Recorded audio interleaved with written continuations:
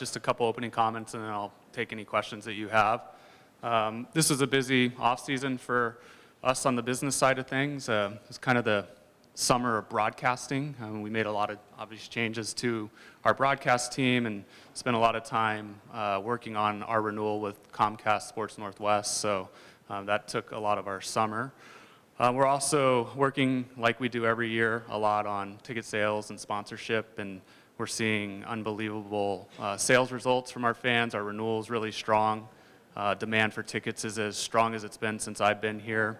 In fact, I think this is probably the first year that we have a chance to sell out every game of our season, which is a good benchmark for us as an organization. Sponsorship is going extremely well. We're starting the initial process of selling jersey patches, so that's a big initiative in the league. We can wear a jersey patch in 2017-18, so we started the sales process on that. So that's we're spending a lot of time on that initiative because it's a big one for our organization as well. So I think that's what we're working on the business side, and I'll answer any questions that you guys have.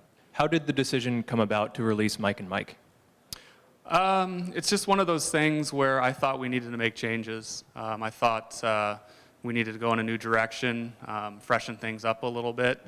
Obviously, you're dealing with people that have been part of the organization for a long period of time, and as a president and CEO, it's really tough making those decisions. I'm really happy where we landed. I think we've got a lot of great new talent in our broadcast team now, and excited to see how it all pans out, and really excited to see how our fans take to it. But I think we've got great diversity. We've got new people that have got a lot of experience, people that are new to the game, and I think that's going to be good for our overall broadcast.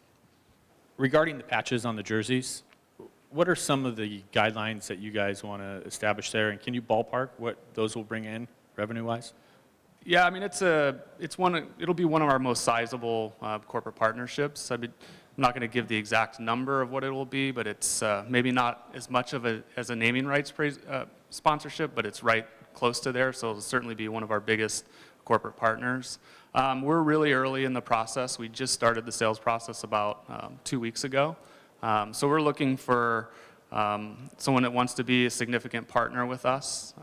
We are going to be selective. I think it's such a important piece of advertising. I'm not going to just take money and throw something that doesn't speak to our brand or doesn't work with our brand in a very good manner on our jerseys. It's just something that I don't think we'll do.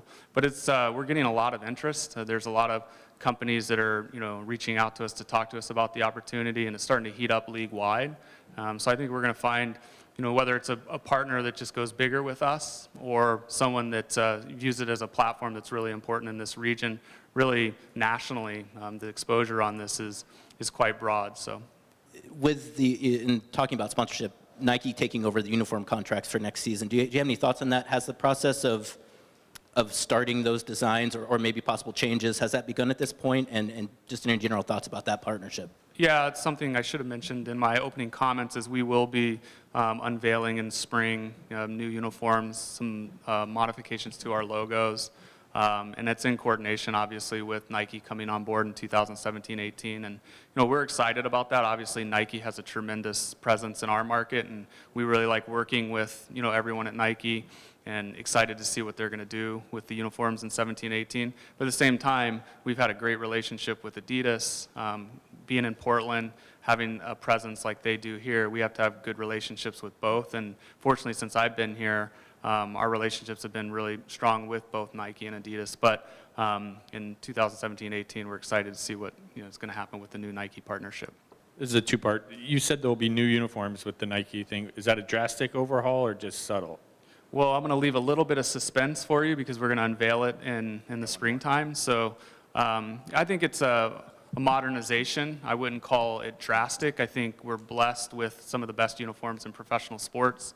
Our fans really like our identity, and people know it whether you live in Portland or not. So I don't know if necessarily drastic is what we need to do, but I think you always need to modernize, and when you have the opportunity to work with creative people like the folks at Nike, you got to take advantage of that opportunity. So we're having fun with it, but like anything that we do, we're testing it, we're talking to fans, we're using survey information to make sure that we're being guided in the right way. So we're not, putting something out there that's not authentic to who we are, or not something that would be generally supported by our fans. So, I don't think we need a drastic change, but I think you always need to modernize, and that's how I'd characterize kind of what we're doing with our uniform system for 17-18.